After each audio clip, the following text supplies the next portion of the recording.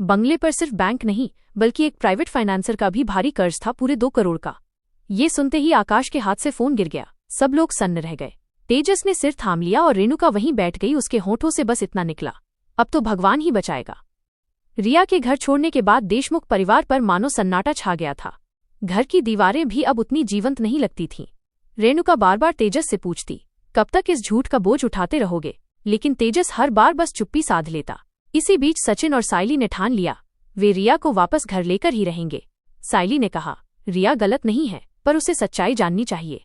अगर हमने अब कोशिश नहीं की तो रिश्ता हमेशा के लिए टूट जाएगा। सचिन उसकी बात से सहमत हुआ और दोनों निकल पड़े रिया के मायके। रिया के दरवाजे पर पहुंचकर साइली ने धीरे से दस्तक दी। रिया सामने आई, चेहरे पर न कोई मुस्कान, बस ठंडा गुस्सा और उदासी। साइली बोली, रिया, हमें बात करनी है। रिया ने कटे स्वर में कहा, बात करने को अब बचा ही क्या है? साइली कुछ कहती, उससे पहले सचिन आगे आया। रिया, हमें पता है तू बहुत आहत है, लेकिन आकाश का इरादा गलत नहीं था। वो तो बस अपने भाई की मदद करना चाहता था। रिया की आंखें भर आईं। मदद? झूठ बोलकर, मेरे भरोसे के साथ खेलकर? साइली ने समझाने की कोशिश की, कभी कभी हालात इंसान से गलतियां करवा देते हैं। आकाश की गलती थी, मगर मजबूरी भी थी। रिया ने पलटकर कहा, मजबूरी का मतलब झूठ नहीं होता साइली। अगर आकाश ने तेजस को 9 लाख दिए तो बताना मेरा हक था, क्योंकि मैं भी उस घर का हिस्सा थी। उसकी बातों में दर्द था, पर साथ ही एक ठंडी दृढ़ता भी।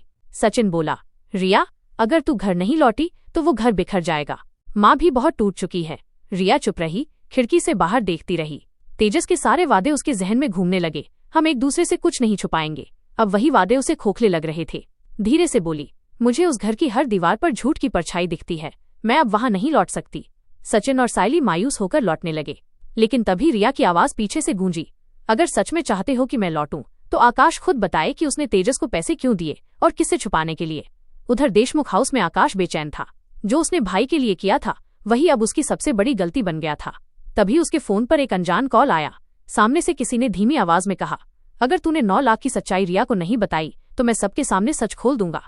आकाश का चेहरा सफेद पड़ गया। उसे एहसास हुआ कि अब खेल सिर्फ पैसों का नहीं, किसी बहुत बड़ी चाल का है। उधर सचिन और साइली के लौटने के बाद रेणुका को एक रहस्यमय लिफाफा मिला। अंदर एक तस्वीर थी जिसमें तेजस और आकाश किसी अजनबी के साथ नकद लेते दिख रहे थे। रेणुका के हाथ कांप गए। उसने तेजस को बुलाकर पूछा, ये सब क्या है? तेजस के पास कोई जवाब नहीं था। तभी आकाश अंदर आया। माँ, वो पैसे मैंने नहीं लिए थे, वो किसी और के लिए दिए गए थे। रेणुका चौंक गई, किसके लिए आकाश? आकाश चुप हो गया। उसी पल साइली कमरे में घबराई हुई आई। रिया का फोन आया है। उसने कहा है कि उसे असली सच्चाई पता चल गई है।